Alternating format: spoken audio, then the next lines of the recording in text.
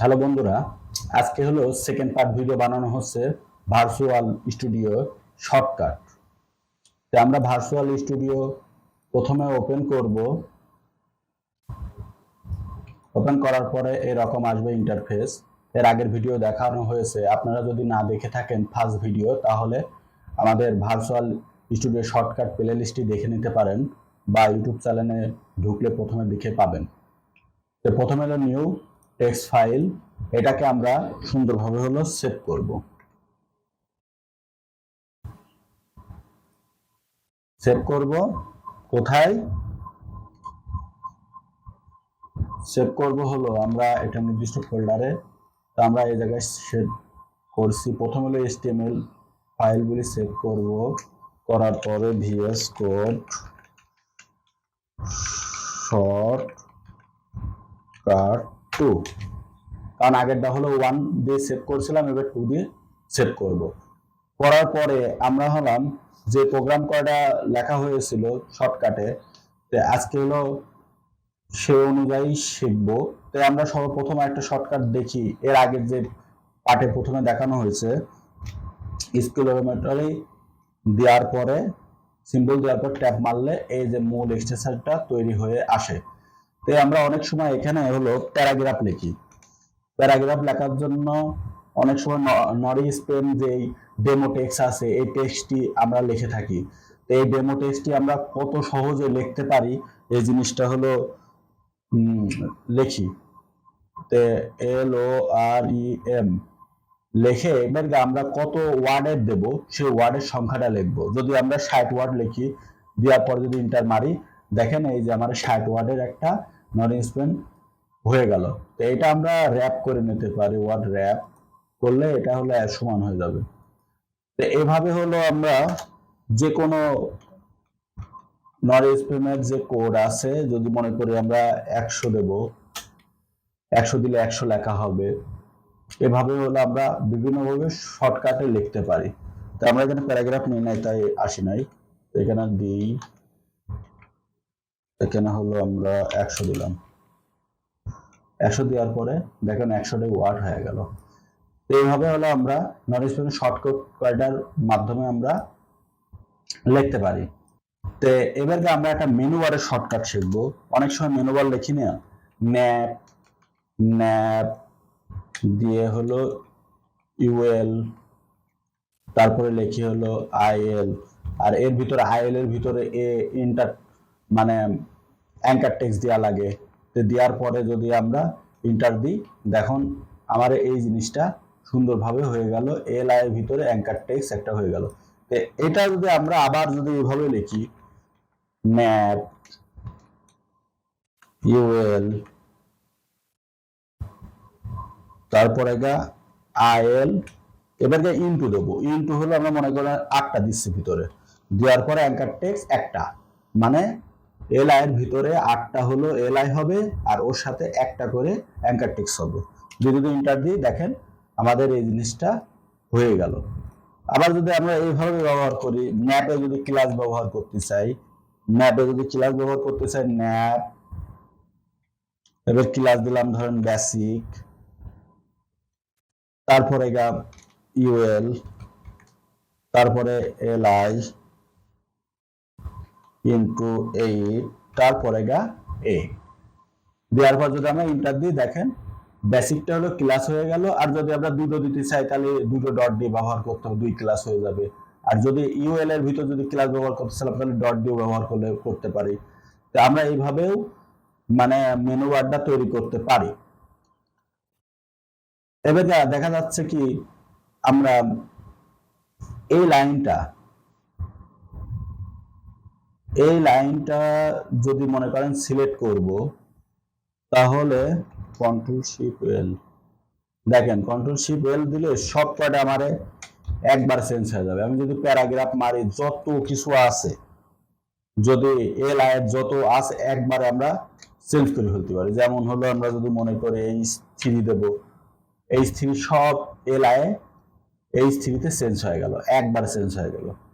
এভাবে আমরা চেঞ্জ করতে পারি। তারপরে যদি মনে করি এই লাইন টু লাইন সিলেক্ট করব। এই লাইন টু লাইন সিলেক্ট করতে হলে এই জায়গাটায় যে লাইনটা সিলেক্ট করতে চাই তার এই পাশে লাস্টের দিকে কাটসারটা ক্লিক করব, করার পরে কন্ট্রোল এল মারবো। তাহলে দেখেন একটা একটা করে সিলেক্ট হচ্ছে, একটা একটা করে সিলেক্ট হচ্ছে। আমরা কন্ট্রোল এল মারলে একটা একটা করে সিলেক্ট হচ্ছে। এইভাবেও আমরা একটা করে সিলেক্ট করতে পারি।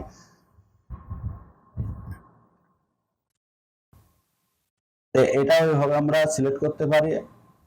আবার আমরা আর একটা কাজ করতে পারি, যদি মনে হয় আমরা মনে করি এল আয়ের এই জায়গাটা আমরা একটা ক্লাস ব্যবহার করব, তাহলে কন্ট্রোল অল্টার ডাউন কি যদি মারি, নিচে সব একবারে সিলেক্ট হয়ে যাচ্ছে, যত কটা সিলেক্ট করতে চাই। আবার যদি মন চাই আপ মারলে সিলেক্ট হয়ে যাচ্ছে। তা আমরা যদি মনে করি এটা হলো সিলেক্ট করলাম, করার পরে ক্লাস দিলাম, ক্লাসটার নাম দিলাম হলো বেসিক। দেখেন আমাদের এল এর ভিতরে সব কয়টার হলো সুন্দরভাবে ক্লাস বসে গেল। আবার অনেক সময় আছে না, অনেক সময় হলো আমরা এই জিনিসটা হলো বেসিকটা আমরা খুঁজে পাচ্ছি না। তা আমরা এটা কপি করে যদি কন্ট্রোল এফ মারি, তাহলে দেখেন এখানে আমরা সার্চ বক্স আসছে, এই সার্চ বক্সে যদি ক্লিক করে দেখেন সব কয়টা হলো খুঁজে বের করে দেবো। অনেক কোড থাকলে সেরকম এই কোডটা খুঁজে পাওয়া সম্ভব হয় না, তখন হলো আমরা এই সার্চ বক্স দিলে চলে আসবে, সার্চ দিলে চলে আসবে, অটোমেটিকলি কোড সার্চ করে দেখা যাবে কোন জায়গাটায় আছে। আবার অনেক সময় মনে করি আমরা এটা হলো রাখবো না, এই বেসিকটাই আমরা চেঞ্জ করে ফেলবো। চেঞ্জ করার জন্য আপনি কন্ট্রোল এইচ মারবেন। কন্ট্রোল এইচ মারলে আপনার দুইটা বক্স আসবে। ধরেন আমি প্রথম বক্সে বেসিক দিলাম, আর এই জায়গাটায় আমি রিপ্লেস করতে চাই হোমে। দেওয়ার পরে আমরা যদি এটা মারি একটা একটা করে চেঞ্জ হবে, আর এটা মারলে পুরাটা চেঞ্জ হয়ে যাবে। আমরা একটা একটা করে যদি মারি দেখেন ওই যে বেসিকই হোম চেঞ্জ হয়ে যাচ্ছে, অটোমেটিকলি হোম চেঞ্জ হয়ে যাচ্ছে। আর এটা মারলে পুরাটা একবার চেঞ্জ হয়ে যেত। এই জিনিসটা হলো এরকম ভাবেও আপনারা এই সার্চ দিয়ে পুরা ক্লাস বা একবার চেঞ্জ করতে পারেন। এবার কিছু আপনাদের অনেক সময় দেখা যাচ্ছে HTML এখানে লিখছেন, কিন্তু এই জায়গাটায় আর একটা বক্স দরকার। আর একটা বক্স হলে খুব সুন্দরভাবে কাজ করা যায়, মানে আর একটা ট্যাব। এই নিউ ট্যাব ওপেন করতে হলে আপনার কন্ট্রোল স্ল্যাশ যে ব্যাক আছে স্ল্যাশ আছে, এটা কন্ট্রোল মারলে দেখেন আমাদের এই যে জায়গাটায় আরেকটা নিউ ট্যাব ওপেন হয়ে আসছে। আপনি যদি মনে করেন এখান থেকে ট্যাব একটা নিয়ে আসে এই জায়গায় ওপেন করবেন, যেমন ধরেন আমি এই জায়গাটায় আরেকটা ট্যাব আছে, এই ট্যাবটা এখানে চেঞ্জ করতে পারি, এটিও আবার ছোট বড় করে নিজের মতন করে কাস্টমাইজও করে নিতে পারি। আর যদি এটা ওপেন করছি, এটা যদি বন্ধ করতে চাই তাহলে কন্ট্রোল ডাব্লিউ মারলে এটা ক্লোজ হয়ে যাবে, এই পাশেরটা ক্লোজ হয়ে যাবে, একটা একটা করে ক্লোজ হয়ে যাবে। তো এইভাবে হলো করা যায়। আর আমাদের এই যে জায়গাটায় যে মেনু বার আছে, এই মেনু বার ওপেন করতে হলে আমরা কন্ট্রোল বি মারবো, এটা ওপেন হয়ে যাবে, আবার কন্ট্রোল বি মারলে ক্লোজ হয়ে যাবে।